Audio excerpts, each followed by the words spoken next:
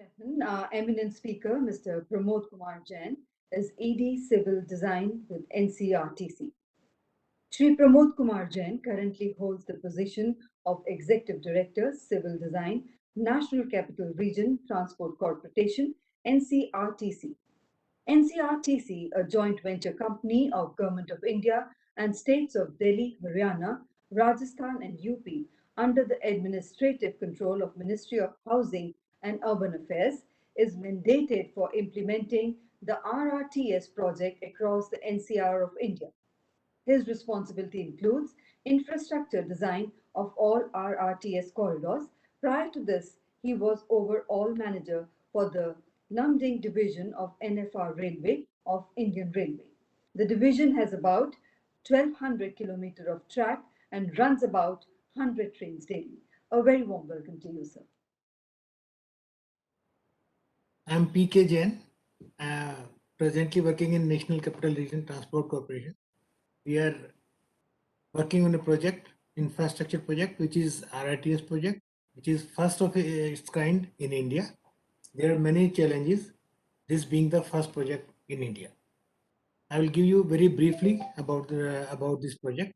Uh, because of the time constraint, I will not go in detail of the design, but I will give you only a very brief overview of the project and the design challenges.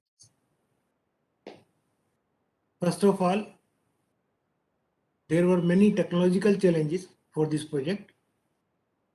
The basic, I will tell you the basic difference between RITS, which is Regional Rapid Transit System, and Metro Rail. Basically, RITS is an intra-city transport, while Metro Rail is an intercity transport mode.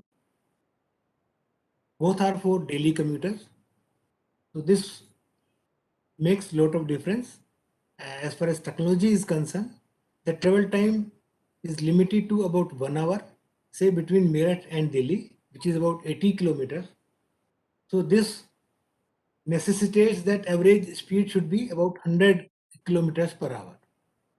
And this in turn necessitates that maximum operating speed should be about 160 kilometers per hour and design speed should be 180 kmph. While in case of metros, the design speed is much less in the range of 100 kmph. So this makes a lot of difference as far as technology is concerned. There were technological challenges for the viaduct, tunnels, for the track structure, for the signaling, as well as for the vehicle. So I will touch the concept briefly for the infrastructure only. Firstly, the first corridor, which is Delhi to Meerut. A very brief about that project. The length of the corridor is 82 kilometers with 15 stations, and there are 13 Meerut metro stations, which is also amalgamated with this RITS. In fact, this RITS amalgamates Meerut metro also. We have selected a priority section from Sahababad to Duhai, which is about 17 kilometers, which we are planning to commission by March 23. And whole of this corridor from Delhi to Meerut, we are planning to commission by 2025. Now there are infrastructure design challenges because of the compulsions or because of the nature of RITS. Basically, the speed being 180 kmph and maximum operating speed being 160 kmph. The standard gauge has been chosen and a wider coach of 3.2 meter has been chosen. Very high frequency train operation has been chosen, that is about 15 minutes every train. And the distance being slightly higher compared to metros. So a comfort level at par with international standards has been chosen. The coaches and the seating arrangement is different considering the time duration and the distance. And also for the reason that there may be passengers which have more luggage, they may be going to say airport and different bus stations and railway stations. So there are particularly few reasons why the design, especially infrastructure design, was challenging. Particularly, there was no precedence in India. This being the first RITS, we found that Indian railway codes, which are the nearest, were suitable only for a speed of 160 kmph. That is why we had to go for different codes and particularly international codes, and we have tried to follow Euro codes. There was a need to have a different schedule of dimensions for 3.2 meter coach on a standard gauge. There was no previously available schedule of dimension which could be directly followed. Similarly, the speed necessitated that dynamic analysis was conducted for each and every structure. And similarly for track, there were no precedents for a suitable ballastless track which could be followed in this range of speed.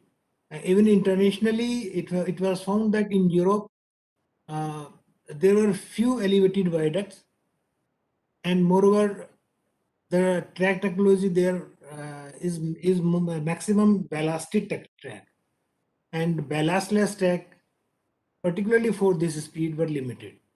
So we had to study all the technologies before we could have adopted a most suitable technology.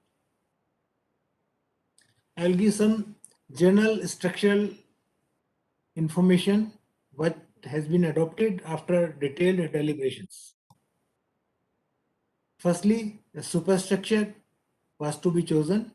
So we have chosen a segmental box girder, pre-stressed segmental box girder, compared to say U girder and other types of superstructure like I girder, as a general principle.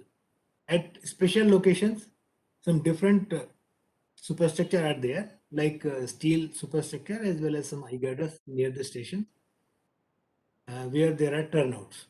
The reason for selection of segmental box girder was lesser deflection, higher torsional resistance, lesser track centers possible, better dynamic characteristics because of higher weight, ease in launching, minimal or no traffic blocks required for the road. The road is being very busy in Delhi to Meerut road, more working area for maintenance, and reduced pier cab width. So all these advantages were considered, and segmental box type construction was selected. These are some of the photographs which has been selected, and now these segmental boxes has been constructed.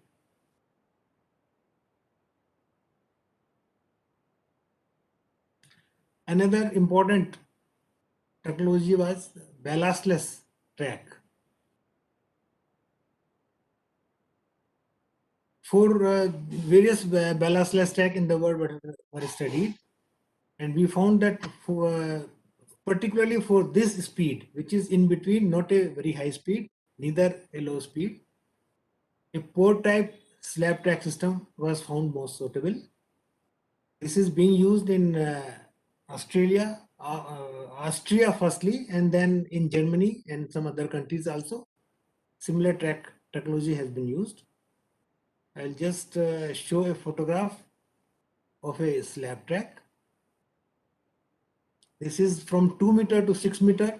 A slab is constructed. It is a prefabricated kind of slab. So one of the reason of selection was that being prefabricated, the construction could be at fast speed. They can be constructed while the viaduct is in construction. So during that period, in overlapping period, it can be constructed, and after construction of viaduct, track can be quickly laid.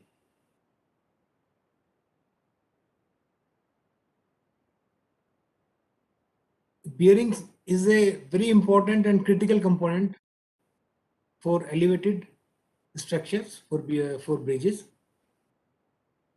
and again various types of bearings were studied, and spherical bearings with UHMWP were preferred. particularly the advantages considered were higher service life of approximately 50 years compared to 12 to 15 years in case of say elastomeric bearing, which is most popular type of bearing in case of metro. The lesser size required in case of spherical bearing, and superior in performance for higher speed and longer spans where loads are very heavy. So considering all these advantages, a spherical bearing with the UHMWP were preferred. Similarly, various kinds of shapes of pier were considered, and we found that circular pier was most suitable for our structures, particularly this Delhi area being in highly seismic active zone 4. So the plastic hinge formation in case of circular piers is better, and there is ease of construction. And circular piers are best in case of torsion and aesthetically pleasing as well. So what we have followed is a circular pier in preference to square piers. And beyond that, we had to follow a pier cap. So a flower type pier cap has been followed. You can see the shape of the pier cap, which is circular at the bottom and square to rectangular at the top. So this is three-dimensional shape. You can see the drawing board view in the left of the slide, and in between you can see the picture of the pier in a BIM model, and the actually constructed pier is also there, which are very similar to the concept which we have taken in the beginning. Similarly, the tunnel cross-section was a very important element. Because of higher speed, we could not have selected the same cross-section as was done in case of metros. In the initial studies, our international consultant suggested a dia of 7.88 meter, but again it was discussed, and many items were discussed, and our reference profile, which is the maximum moving dimension, that was optimized, and ballast-less track was used, and there were some other items which were studied, and we tried to economize the die of the tunnel, and after a lot of deliberation, we could follow a internal dia of tunnel as 6.5 meters. And at a speed of about 140 to 160, this dia we found that will be suitable. And in case of lesser dia, if the speed is more, the resistance is so high that the requirement of power will go very high, and thus lesser dia will not be suitable in case of RITS. Now I will come to some detailed design procedures and the challenges.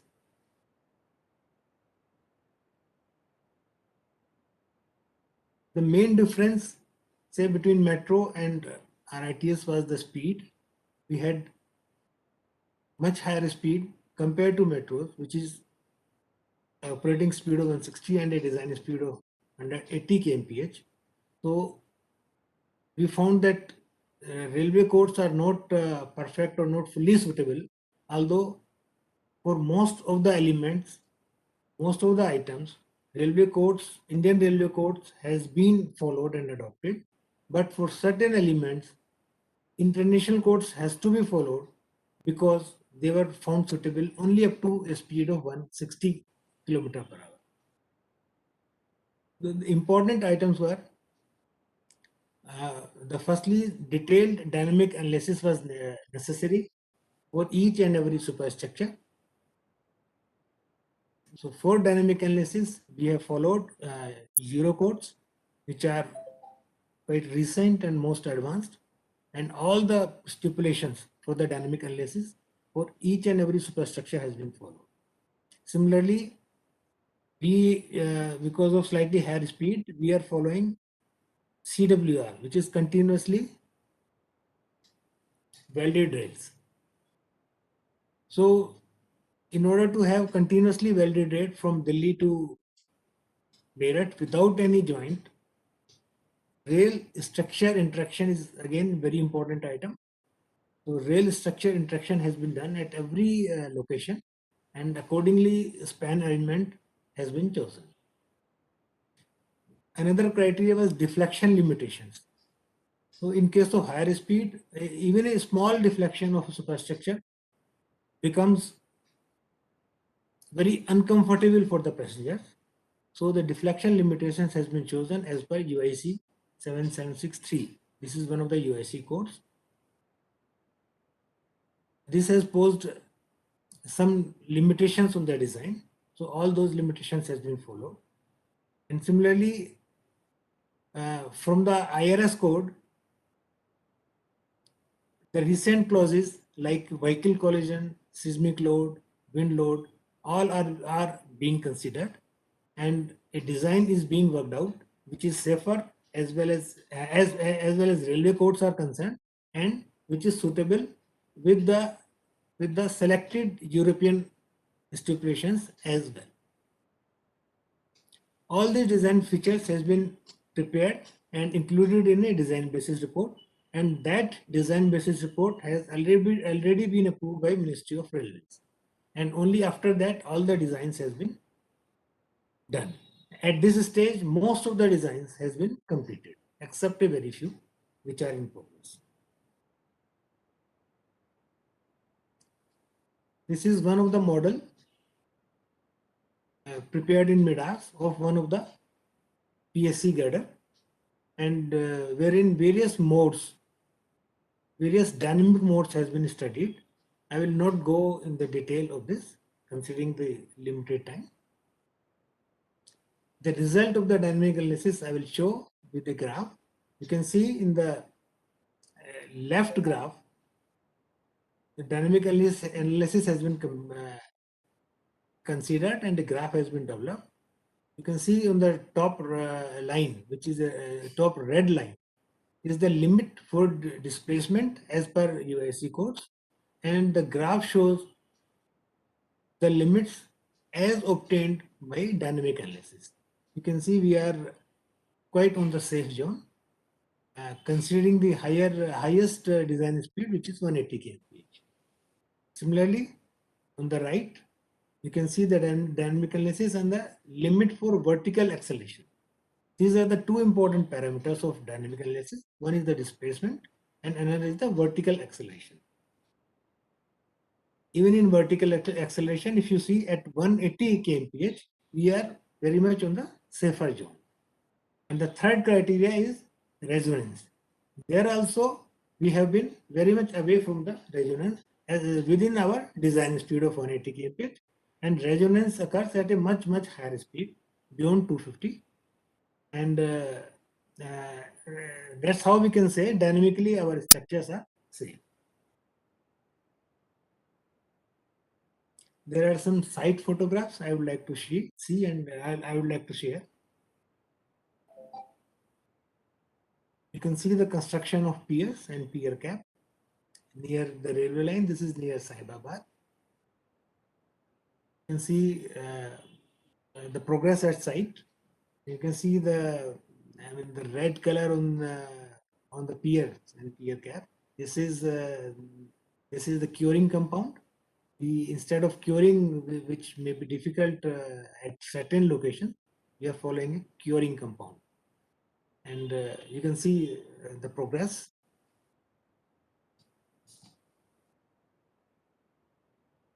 This is another photograph, the cascade substructure between Ghaziabad and Guldar. You can see it is on the mid of the road, and you can see the traffic has been taken care of, and while the project is in progress, there is least disturbance on the traffic. In fact, road has been widened on both sides, so that the disturbance is minimum. This is the scene of a casting yard. You can see casting yards are developed, and casting is going on.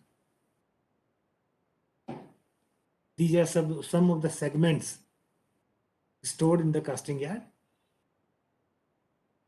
Once the segments are stored, cast in the yard and stored, and they are taken out and lifted. You can see the lifted position of one of the segments. This is one of the launching girder with the name Tarini. This launching girder is being used for launching of these segmental girders, which are being launched. This is just one of the photograph of the construction site. This is another photograph. You can see few of the superstructure has already been launched and further in progress. Thank you very much.